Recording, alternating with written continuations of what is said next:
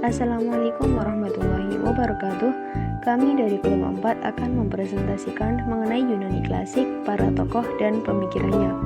Nama anggota kelompok 4 yaitu Reza Erviana, Muhammad Rafli Akram Firmansyah, dan Naila Lailatul Husna. Untuk materi yang pertama akan saya jelaskan mengenai Yunani klasik. Pada periode Yunani klasik ini, perkembangan filsafat menunjukkan kepesatan, yaitu ditandainya semakin besar minat orang terhadap filsafat. Aliran yang mengawali periode Yunani klasik ini adalah sofisme. Keberadaan sofisme ini dengan keahliannya dalam bidang bahasa, politik, retorika, dan terutama memaparkan tentang kosmos dan kehidupan manusia di masyarakat. Sehingga keberadaan sofisme ini dapat membawa perubahan budaya dan peradaban Athena. Itu kaum sofis. Kaum sofis muncul karena pengaruh kepesatan minat orang terhadap filsafat. Ada 3 faktor yang menyebabkan munculnya kaum sofis, yaitu yang pertama, perkembangan secara pesat kota Athena dalam bidang politik dan ekonomi. Yang kedua, kaum muda di kota Athena makin memerlukan pendidikan. Dan yang ketiga, perkembangan pergaulan bebas Athena dengan bangsa-bangsa lain semakin meningkat. Nah, jadi menurut pendapat tokoh, ada yang menganggap bahwa aliran ini dapat merusak dunia filsafat. Namun ada juga yang berpendapat bahwa aliran ini mengajarkan kepada orang agar kita dapat berpikir kritis. Tokoh selanjutnya yaitu Protagoras. Kurang lebih tahun 480 sampai 411 sebelum Masehi.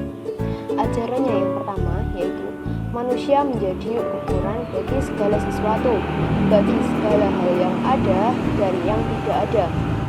Tidak ada standar dalam segala sesuatu selain sang individu yang menilainya. Atau dengan kata lain, kebenaran merupakan keyakinan yang dipegang oleh masing-masing individu. Kebenaran yang sesungguhnya merupakan kebenaran subjektif.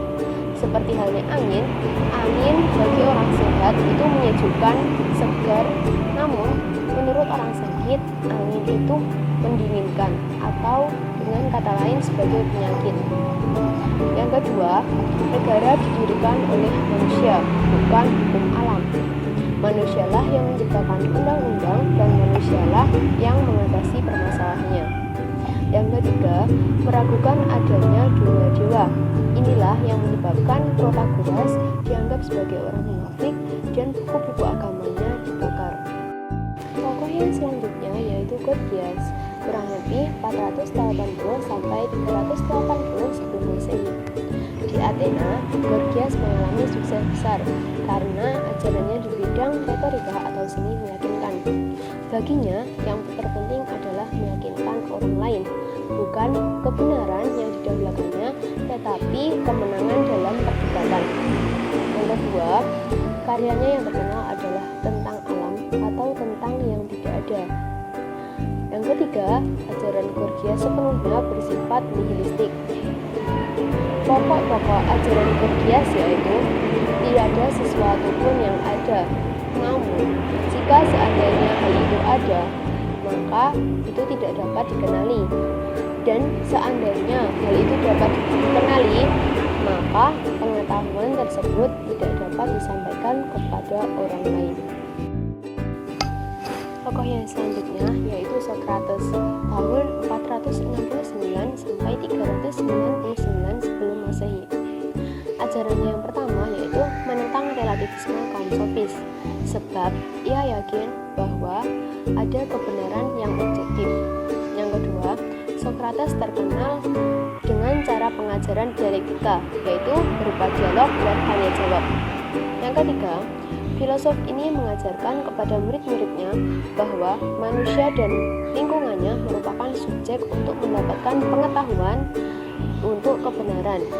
Yang keempat, Socrates dan kaum sofis sama-sama menjelaskan mengenai manusia. Namun, Socrates mengajarkan pengetahuan tanpa mengharap imbalan dari para muridnya, yang mana hal tersebut digunakan untuk membantah ajaran kaum sofis yang mengatakan bahwa kebenaran yang sebenarnya tidak akan tercapai. pendiriannya yang terkenal, berupa keutamaan adalah pengetahuan. Ajaran selanjutnya yaitu mengenai jiwa adalah intisari manusia, hakikat manusia sebagai pribadi yang bertanggung jawab. Cara inilah yang digunakan Socrates untuk membantah ajaran kaum sofis mengenai kebenaran yang sebenarnya tidak akan tercapai. Selanjutnya, Socrates memberikan asas-asas etika kenegaraan, berupa negara harus mewujudkan kebahagiaan warga negaranya, dan dalam pemerintahannya itu yang terpenting bukanlah demokrasi, tetapi pengenalan tentang yang baik. Ajarannya tentang filsafat, etika, atau kesesuaian dengan logika sebagai dasar untuk membahasnya. Socrates mengajarkan manusia mana yang baik dan yang buruk, mana yang benar atau salah, dan mana yang adil atau tidak adil. Inilah yang menyebabkan Socrates dihukum mati karena dituduh sebagai merombak dasar-dasar etika masyarakat Yunani kuno dan tidak percaya adanya dewa-dewa yang disembah masyarakat. Kesimpulannya, perbedaan pemikiran antara kaum sofis dan Socrates adalah bahwa pemikiran filsafat Socrates sebagai suatu reaksi dan kritik terhadap pemikiran kaum sofis. Saya akan menjelaskan tentang tokoh-tokoh Yunani yaitu Plato, Aristoteles, dan Epikuros. Yang pertama yaitu Plato. Plato terlahir di Athena, di Yunani sekitar 429 sebelum Masehi dengan ayah yang bernama Ariston dan ibu yang bernama Pericyon. Dalam catatan, Plato diketahui meninggal di usia 80 tahun, ia tepatnya sekitar 347 sebelum Masehi. Oleh orang tuanya, ia diberi nama sebagai Aristokles. Nama Plato sendiri itu diberikan oleh gurunya karena perawakan yang tinggi dengan wajah rupawan dan bahu yang lebar. Sebelum ia menjadi seorang filsuf terkenal, Plato sempat menerima pendidikan dari filsuf sebelumnya. Pelajaran filsuf pertamanya didapat dari seorang yang bernama Kratilos yang merupakan murid Herakleitos. Pasca meninggalnya Socrates, Plato kemudian melakukan perjalanan menuju ke Athena. Selama perjalanan 12 tahun itu, Plato itu menulis buku-buku, dialog, dan terus memperdalam ilmu matematikanya. Salah satu pemikiran Plato yang terkenal dan terus berkembang adalah tentang ide. Ide diawali dari logika, kemudian bisa diterima oleh akal sehat, lalu berkembang menjadi suatu pandangan hidup. Pemikiran itu bermula ketika Plato ingin menengahi perdebatan antara Herakleitos dan Parmenides tentang unsur utama alam. Adanya perdebatan ini karena Herakleitos hanya mempercayai gerak saja, sedangkan Parmenides mengakui perhentian saja. Akhirnya, Plato menarik kesimpulan bahwa unsur alam itu dikuasai oleh gerak dan tetap. Pengarang Plato yang dimulai dari tahun 380 sebelum Masehi berlangsung sampai pada ajalnya. Seluruh tulisan Plato dipublikasikan tersimpan di samping sebagian dari tulisan-tulisan yang lain tentang dia yang tidak sepenuhnya benar. Adapun tentang apa saja yang diucapkan dalam kuliah-kuliahnya tidak ada yang tersimpan. Kemudian ada 3 kelompok untuk membagi tulisan-tulisan yang ditulis oleh Plato. Yang pertama yaitu tulisan di waktu mudanya, di antaranya Protagoras, Apologi, Plato, Eufyphro, Negara atau Republik. Yang kedua yaitu tulisan setelah tuanya, yaitu Gorgias, Meno, Phaedo, Symposium, Politeia. Kemudian yang ketiga, tulisan-tulisan pada hari tuanya, yaitu Parmenides, kaum sofis, Timaios, dan Nomoi. Kemudian yang kedua yaitu Aristoteles. Aristoteles dilahirkan di Stagira, di kota wilayah Chalcidice, Yunani. Dahulunya termasuk wilayah Makedonia Tengah. Tahun 384 sebelum Masehi. Ia bukan berasal dari keluarga yang kaya.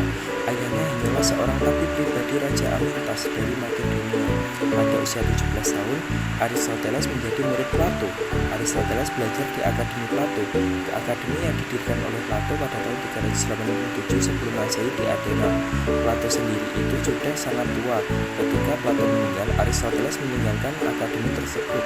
Aristoteles meninggalkan Athena dan pergi ke Makedonia dan menjadi guru bagi pangeran muda Alexander yang kelak akan menjadi Raja Alexander Agung. Kemudian Aristoteles kembali ke Athena dan membuka akademinya sendiri di sana yang disebut Lyceum. yang menjadi saingan akademi Plato. Ketika Alexander meninggal pada tahun 323 sebelum Masehi, terjadi pemberontakan terhadap kekaisaran Makedonia di Athena. Orang Athena menuduh Aristoteles memihak Makedonia karena ia adalah sahabat Alexander, dan seperti halnya Plato, ia bukan seorang demokrat. Dia dengan cepat meninggalkan Athena dan menghabiskan sisa hidupnya di tanah kelahirannya.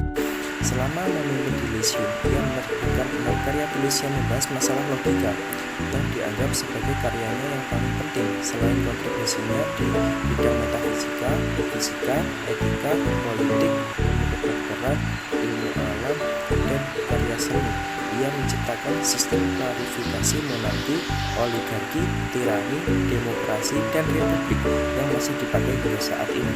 Di bidang ilmu pengetahuan alam, ia merupakan orang pertama yang mengelompokkan dan mengklasifikasikan spesies-spesies biologi secara sistematis. Pemikiran lainnya adalah tentang gerak. Ia selalu mengatakan bahwa semua benda bergerak menuju satu tujuan. Karena benda tidak dapat bergerak dengan sendirinya, maka harus ada penggerak. Hingga tiba pada penggerak yang pertama yang tak bergerak, yang kemudian disebut dengan teos. Dalam banyak aspek, Aristoteles berbeda dengan pendahulunya. Dia adalah orang pertama yang menulis seorang profesor. Tulisannya disusun secara sistematis, terperinci di dalam subjek-subjek. Tulisan Aristoteles tentang sifat, lingkup, dan isi kehidupan yang olehnya disebut filsafat atau proto-filosofia, yang diberi judul metafisika pada publikasi pertama dari penerbitan karya-karyanya. Kira-kira 60 tahun sebelum Masehi, pada penerbitan pertama itu juga termasuk karya Aristoteles Fisika yang dipersembahkan untuk anaknya Nicomedes. Ditampilkan karyanya tentang etika, yaitu yang olehnya diberi judul Etika Nicomachean.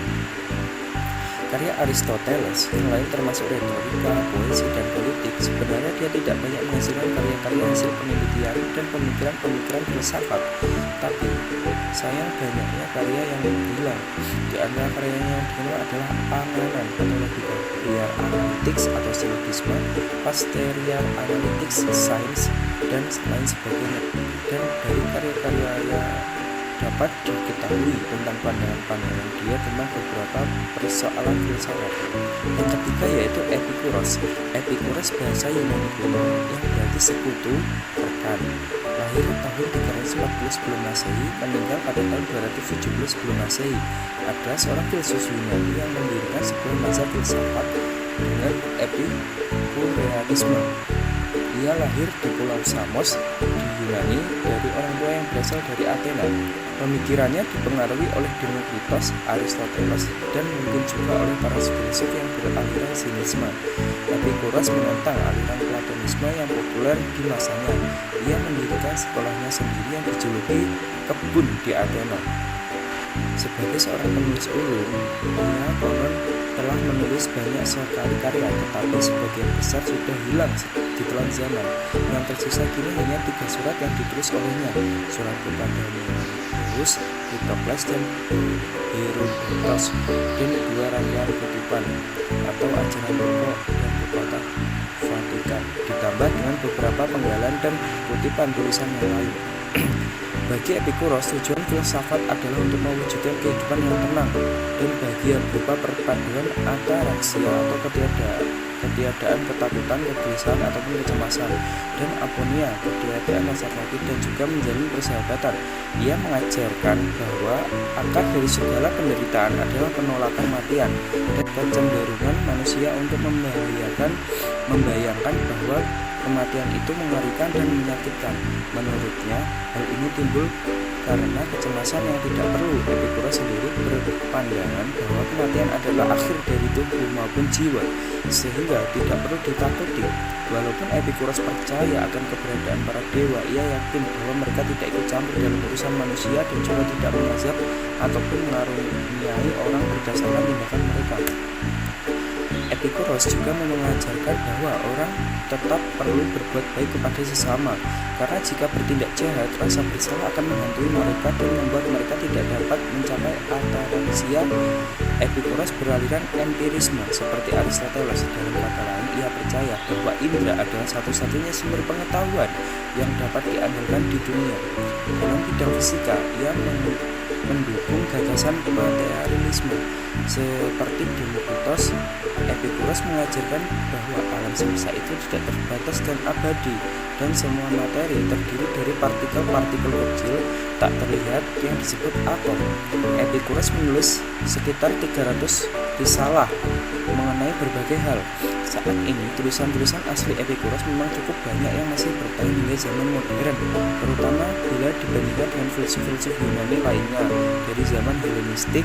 Walaupun begitu, sebagian besar dari tulisannya sudah hilang di telan zaman dan kebanyakan dari ajaran Epikuros tersimpan berkat tulisan para pengikutnya setelah ia meninggal. Ini adalah karya-karya Epikuros yang telah ditulisnya, antara lain yaitu 1. Tentang alam dalam 37 buku, 2. Tentang atom dan kekosongan, 3. Tentang cinta, 4. Mempersingkat argumen yang dipakai melawan para filsuf alam, 5. Menentang kaum dunia, 6. Masalah-masalah, 7. Ajaran pokok yaitu Kiraidexia, 8. Tentang pilihan dan penghindaran, 9. Tentang kebaikan utama, dan 10. Tentang patokan atau kanon. Stoa. Stoa didirikan oleh Zeno dari Citium di Siprus 336 sampai 264 sebelum Masehi. Pada tahun 315, ia berada di Athena dan tertarik kepada filsafat. Menurut Stoa, filsafat dibagi menjadi 3 bagian, yaitu fisika, logika, dan etika. Pandangan dunia Stoa adalah materialistis, hanya apa yang bersifat jasmaniah yang dianggap nyata. Oleh karena itu, di antara pengikut Stoa ada juga yang mempercayai adanya Allah, maka Allah juga dianggap bersifat jasmaniah, mundani. Dengan demikian, Allah dipandang sebagai identik dengan alam. Skeptisisme, suatu gejala yang menandai zaman kira-kira 3 abad sebelum Masehi adalah adanya skeptisisme. Aliran yang menonjol ialah aliran Pyrrho dari Elis, kurang lebih 360 sampai 270 sebelum Masehi, yang pangkal pikirannya adalah relativisme. Menurutnya, pengamatan memberi pengetahuan yang sifatnya relatif. Manusia sering keliru melihat dan mendengar. Seandainya pengamatan manusia selalu benar, kebenaran itu hanya berlaku bagi hal-hal yang lahiriah saja, bukan bagi hakikat hal-hal itu.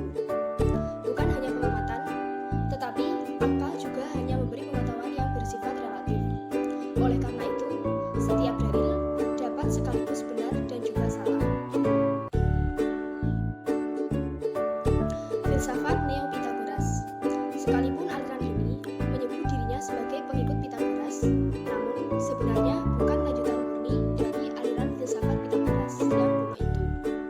Di antara pengikut aliran ini adalah Apollonius dari Tyana yang hidup pada abad pertama sebelum Masehi. Ajaran aliran Neo-Pitagoras ini mewujudkan suatu campuran dari gagasan Aristoteles, Stoa, dan terlebih lagi Plato. Manusia terdiri dari jiwa dan tubuh, yang keduanya berdiri sendiri, yang satu lepas dari yang lain. Jiwa berada di dalam tubuh seperti terkurung di dalam penjara. Hanya kematianlah yang akan melepaskan jiwa dari belenggu tubuh itu. Ada juga aliran yang mengajukan perpindahan jiwa. Neoplatonisme. Pada akhir dunia kuno, kira-kira 5 abad sesudah Aristoteles, bangkitlah lagi pemikiran filsafat kuno untuk terakhir kali di dalam suatu sistem yang meliputi segala sesuatu, yaitu Neoplatonisme. Neoplatonisme dapat dipandang sebagai usaha terakhir untuk menentang agama Kristen yang sedang rapuh. Pencipta Neoplatonisme yang sebenarnya adalah Plotinus, murid dari Amorius Saka. Plotinus dilahirkan di Likopolis, Mesir. Pada ia berumur 28 tahun, tertarik kepada filsafat. Dasar objektif dari ajaran Plotinus ialah dualisme.